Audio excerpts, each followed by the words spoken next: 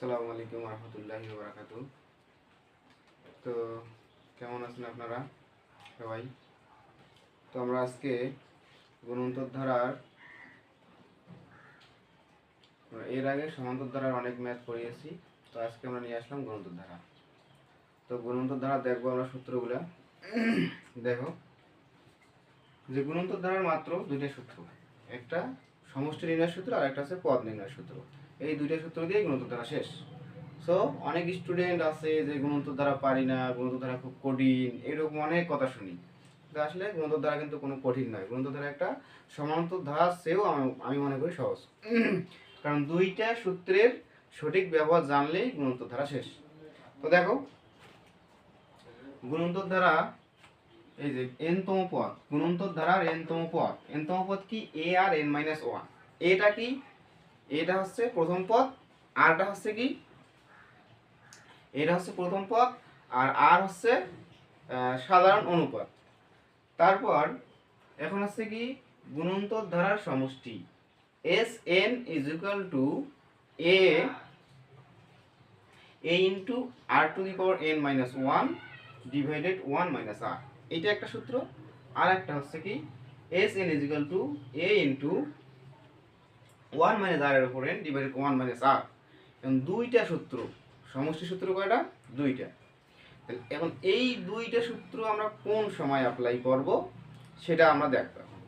দেখ, তো অনেক স্টুডেন্ট প্যাচ লাগায় কোথায়?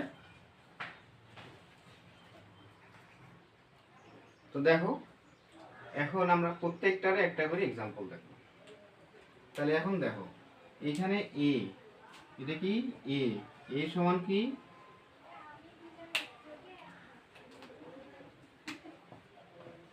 a সমান হচ্ছে প্রথম পদ,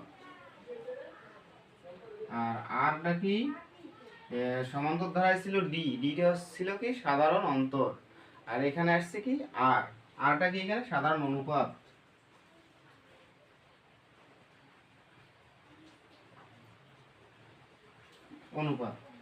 আর এখানে তো a আর r ছাড়া কিছু আছে কি? নাই। তো এখন দেখো তাহলে আমরা a আর r মোটামুটি বুঝে গেলাম। এখন আমরা দেখব যে আমাদের সমষ্টির দুইটা সূত্র কোন সময় কোন সূত্রটা আমরা অ্যাপ্লাই করব। সমষ্টির দুইটা সূত্র কোন সময় কোনটা অ্যাপ্লাই করব। তাহলে এখন দেখো আমরা একটা সূত্র লিখেছি কি যে Sn is equal to a into r to the power n minus 1 divided r minus 1। এখানে পাশে শর্ত দিয়েছি কি r এর মান হবে 1 এর থেকে বড়। আচ্ছা এখন দেখো আমরা আমার যে ধারা দেওয়া থাকবে সেখানে আমাদের কি বের করতে হবে? এর মান এবং r এর মান বের করে নেব। সেখানে আমরা r এর মানটা দেখব, যদি 1 এর থেকে বড় হয় তাহলে 1 এর থেকে যদি r এর মান বড় হয় তাহলে আমরা এই সূত্র অ্যাপ্লাই করব। 1 এর থেকে r এর মান বড় হলে এই সূত্র অ্যাপ্লাই করব। আর যদি আমাদের r এর মান 1 এর থেকে ছোট হয় তখন আমরা কি এই সূত্র অ্যাপ্লাই করব। Sn is equal to a into 1 minus r to the power n divided 1 minus r। তাহলে যখন আমাদের কি হবে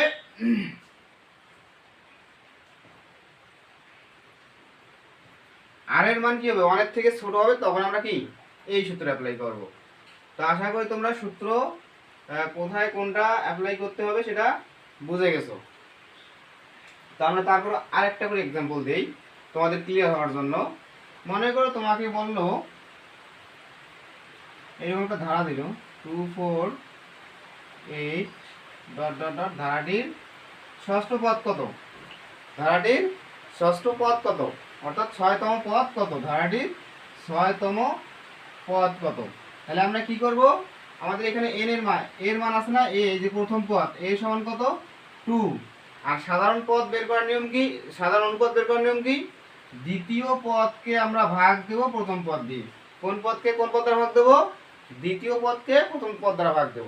তাহলে দ্বিতীয় পদ কি 4, তাহলে r সমান আমরা কি বের করব r। তাহলে এখন দ্বিতীয় পদ কত 4, ভাগ দেব কি দিয়ে? প্রথম পদ দিয়ে।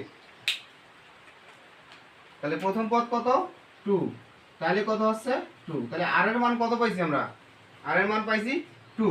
তাহলে আমাদের ষষ্ঠ পদ কত হবে? তাহলে আমরা জানি n-তম পদ কি, n-তম পদ দেখো a আর n minus 1।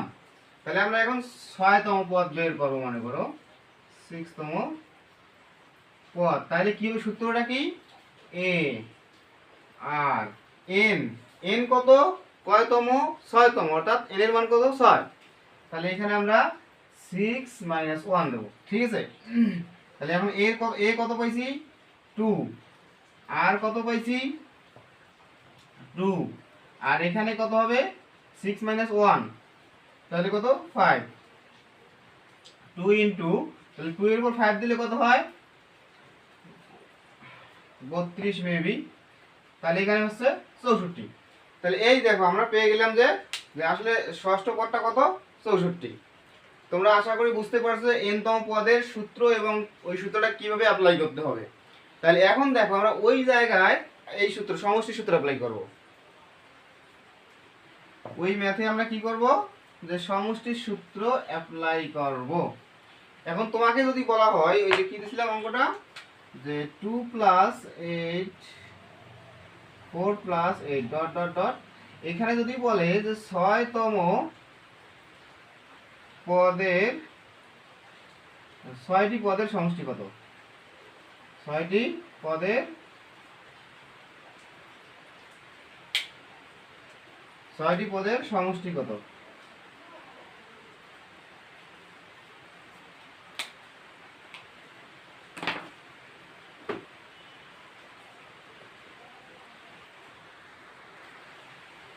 তো দেখো, তাহলে আমি কি বলছি, এখানে 6টা পদের সমষ্টি বের করতে হবে।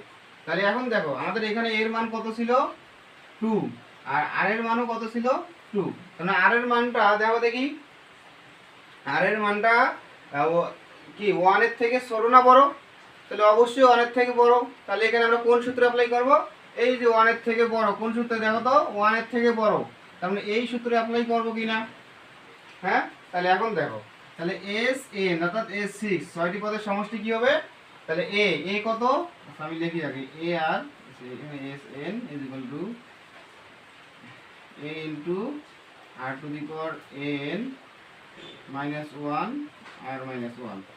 তাহলে এখন দেখো a কত পাইছি 2 ইনটু r কত পাইছি 2, এর পাওয়ার কত 6 মাইনাস 1 ডিভাইডেড r এর মান কত 2 মাইনাস 1।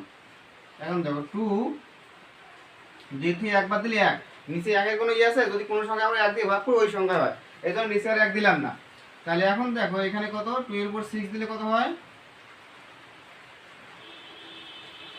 32 নাকি, 2 এর উপর 6 দিলে না, 2 এর উপর 6 দিলে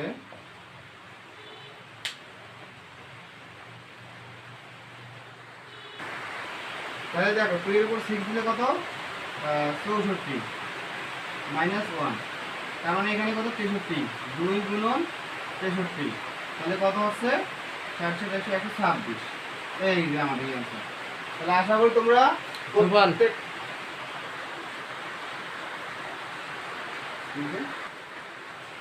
তো দেখো, তাহলে এখানে আমাদের কি হলো, যে 2 এর উপর 6 দিলে 64 মাইনাস 1, তাহলে 64 একবার দিলে 63, আর এখানে 2, তাহলে 2 দিয়ে গুণ দিলে হচ্ছে 126। তাহলে আশা করি তোমরা এই যে কোন সূত্র কোথায় অ্যাপ্লাই করতে হবে এবং আমাদের গুণিত দ্বারা কয়টা সূত্র, তোমরা সব বুঝে গেছো। তো ধন্যবাদ, আমাদের দেখা হবে এখন আগামী কোনো ক্লাসে।